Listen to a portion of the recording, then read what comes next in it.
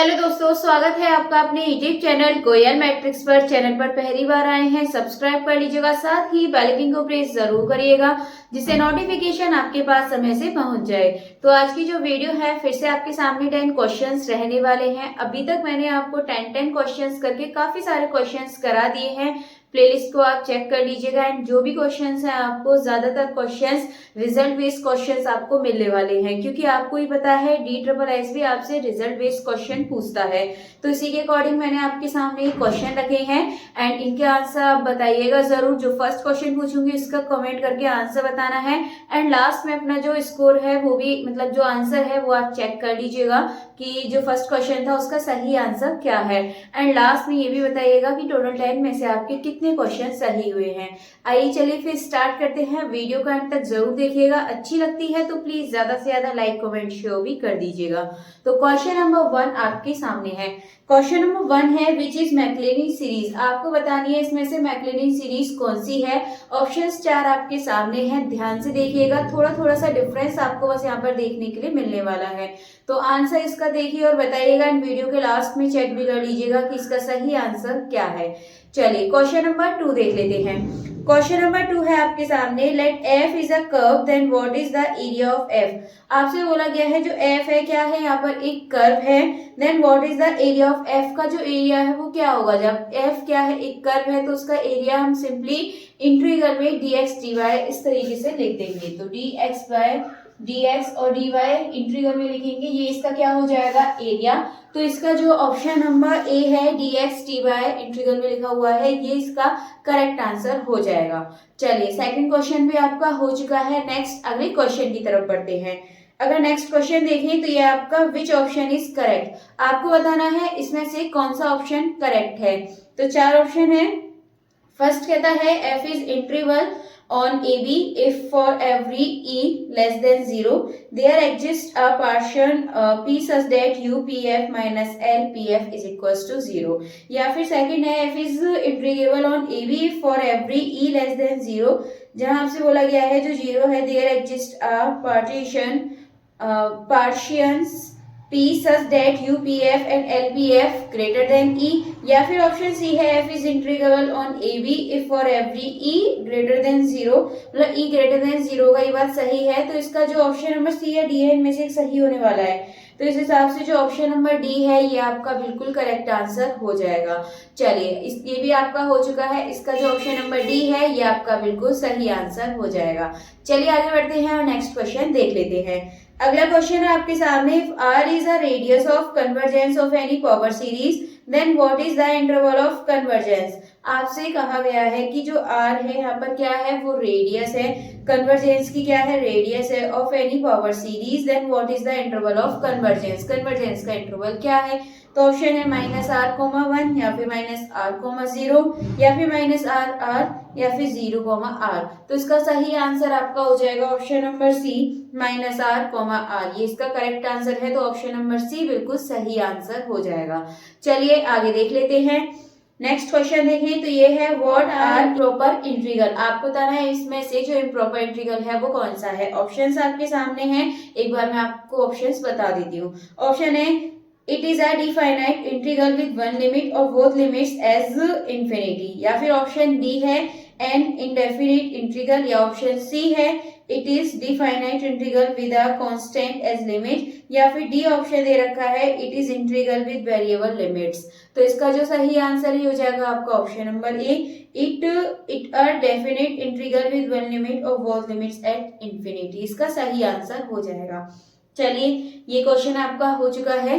Next question देखते हैं what are the names number U PF and LPF। इसका आपको नंबर यानी एक तरीके से आपको इसके नेम बताने हैं, ये शॉर्ट में लिखे हुए हैं। तो यहाँ पर जो U बना हुआ है U से होता है अपर एंड जो L बना होता है यहाँ से होता है लोअर। ठीक है, ये चीज आपको ध्यान रखनी है। तो इस हिसाब से जो डी ऑप्शन है वो नहीं होगा। बाकी बचे आपके 3 ऑप्शन। अगर 3 में से देखें तो UPF का मतलब होता है रीमान इंट्रीगल मतलब रीमान सम्स। ठीक है, इनका मतलब ये होता है। तो U का मतलब हो गया अपर रीमान सम्स, एंड एल का मतलब हो गया लोअर रीमान सम्स। अगर इस हिसाब से देखें तो इसका जो सही आंसर है ये आपका ऑप्शन नंबर ए हो जाएगा। इंट्रीगेबल नहीं होता है, सम्स होता है, रीमान सम्स, ठीक है, क्योंकि दो ऑप्शन है, आप सी वाला देखेंगे अपर एंड लोअर रीमान इंट्रीगल लिखा हुआ है, तो इसका जो ऑप्शन नंबर ए है सम वाला ये बिल्कुल सही आंसर हो जाएगा, अपर एंड लोअर रीमान सम्स। चलिए ये भी हो चुका है। नेक्स्ट अगले क्वेश्चन की तरफ बढ़ते हैं। नेक्स्ट क्वेश्चन है which type of surface is circular cylinder. आपको बताना है जो सर्कुलर सिलेंडर होता है उसका सरफेस किस तरीके का होता है। ऑप्शन है एल्जेब्रिक एंड डिफरेंशिएबल सरफेस होता है, या फिर टोपोलॉजिकल सरफेस होता है, या फिर फ्रैक्चरल सरफेस, या फिर इम्प्लिसिट सरफेस। तो इसका जो ऑप्शन नंबर ए है एल्जेब्रिक एंड डिफरेंशियल सरफेस, ये इसका बिल्कुल करेक्ट आंसर हो जाएगा, यानी कि ऑप्शन नंबर ए बिल्कुल सही आंसर हो जाएगा। चलिए आगे बढ़ते हैं अगले क्वेश्चन की तरफ। नेक्स्ट है surface integral of the curl of a function over a surface bounded by a closed surface is equal to the line integral of the particular vector function around that function that surface. Which theorem is this. आपको बताना है ये theorem कौन सी है आपकी। तो ये मैंने बहुत अच्छे से आपको पढ़ा रखा है, प्लेलिस्ट आप देख लीजिएगा, मैं हर बार कहती हूँ आपको डायरेक्ट ये स्टेटमेंट से बताना है ये किसकी थ्योरम है। तो यहाँ पर देखेंगे ऑप्शन है लियोवेलीज थ्योरम, या फिर स्टोक्स थ्योरम, या ग्रीन्स थ्योरम, या फिर गॉस डाइवर्जेंस थ्योरम।